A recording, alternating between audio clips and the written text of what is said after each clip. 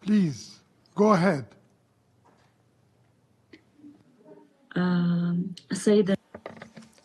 Mr. President, ladies and gentlemen, members of the Security Council. At the outset, I would like to thank you for inviting me to participate in this meeting.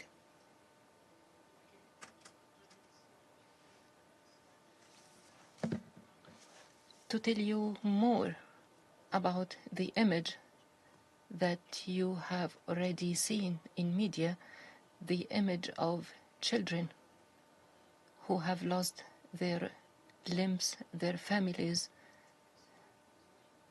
the image of our displacement and our no return to our homes, the image of us losing our homes, the image of violation of all human rights of all civilians in Gaza Strip. At the outset, I would like to tell you that the war will change our life to that extent. Yet suddenly we started losing our homes. We were told, go to the safe place in South Gaza. We moved because the message was to the civilians. We went to the south. Yet once we arrived and put our luggage, the home we were close to has been attacked.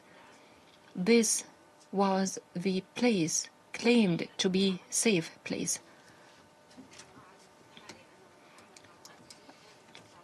I missed introducing myself. I work with Tamer Institute. We give the children the chance through some artistic activities to express themselves, and we provide them with safe environment, free environment. Yet we lost this environment, this safety. We do not have schools or playgrounds. Everything has turned into shelters and tents. We tried to express our dreams.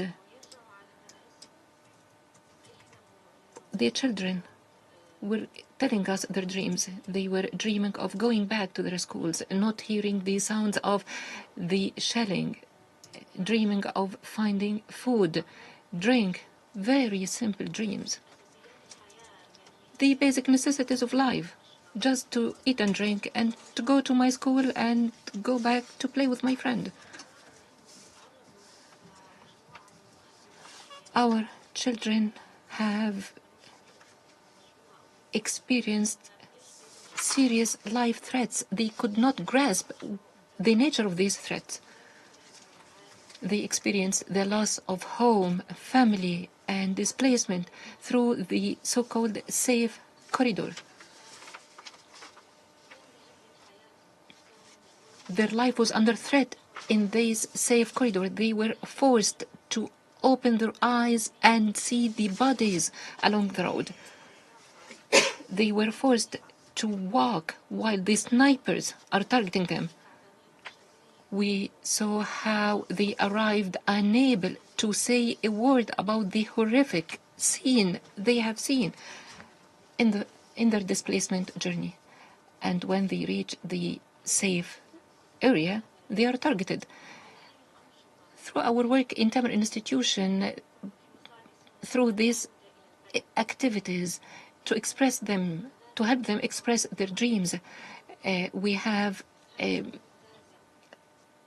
stream called The Dream of Return. This is Ghazi, one of the child from An-Nawasi. An-Nawasi is one of the areas claimed to be safe. When he was around, he drew home, drew school, drew toys. I will show you his artwork. I hope you could see it. Ghazi used to draw his father and draw himself feeling full, well-fed. But Ghazi could not transfer this image to the canvas because he was attacked in the tent. He and his father both lost their lives. The same applies to many other children who have been killed, experienced violence. They lost their families, homes, schools. Layal, one of the little girls in North Gaza, I will never forget this girl. Liane was in a shelter along with her family. This shelter was surrounded by the soldiers. The place was attacked, and the wife of her aunt was killed in this shelter and turned into pieces, and they were forced to collect their pieces to bury it. She was forced to open her eyes and see that until she and her family, until they reach Salah ad-Din and then the middle area.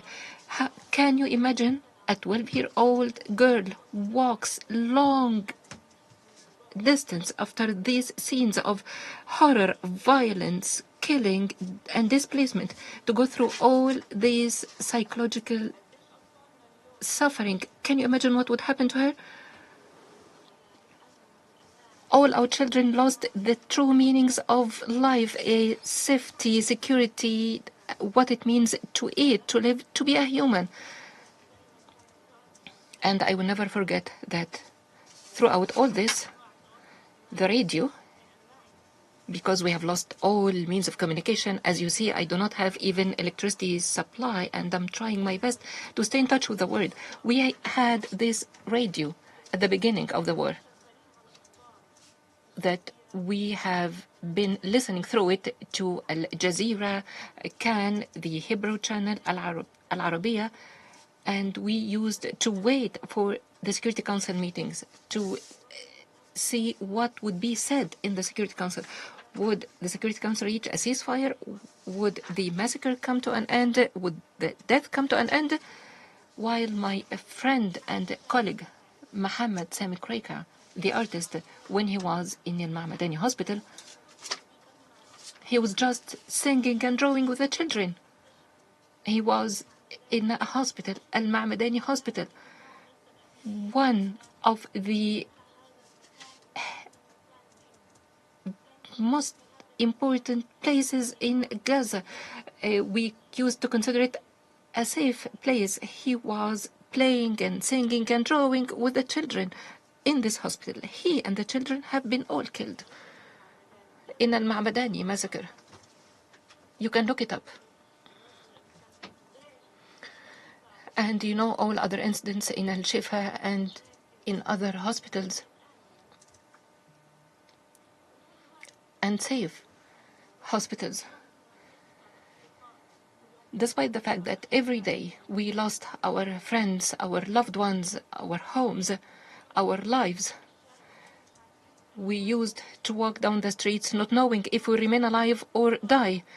We slept under the horrific sound of the drones and shelling. We didn't know if we were alive, dead, dreaming, or is it our life? Yet, we have always been waiting for the moment when the Security Council will announce a ceasefire to end all these massacres and violations against the Palestinians in Gaza. Today, I hope to live the ceasefire and for our children to go back to their schools and for us to go back to our normal life when we used to go to our schools, to our work, when we used to play, plant, work, the natural act of life, just to live. And I have always been thinking of the human rights. We studied in school a subject called human rights, and the first right we learned was the right to life.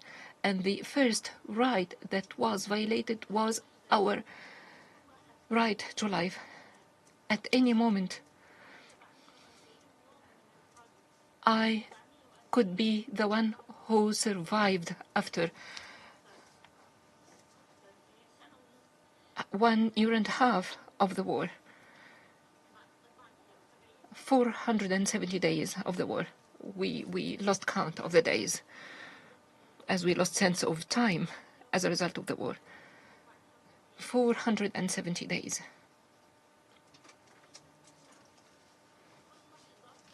In every moment, we never knew if we would live to the next moment or not. Would we breathe or not? Would we eat and drink, or would we die? Your Excellency, the President of the Security Council, Your Excellencies, I hope after 470 days of continuous attack against Gaza and against us, this attack would come to an end and we would go back to our normal life, to restore our right to life, and to have at least the basic necessities, safety, security, for the children to go back to their schools, to their life as children, to play, to draw, to sing. A normal child who lives in a normal environment, not the one who moves surrounded by soldiers, hearing weapons, and that we see in Gaza wouldn't. To live a normal life in Gaza, we don't know how life looks like out in the outside world.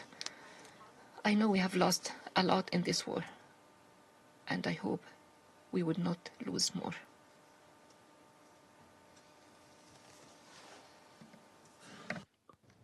شكرا لكم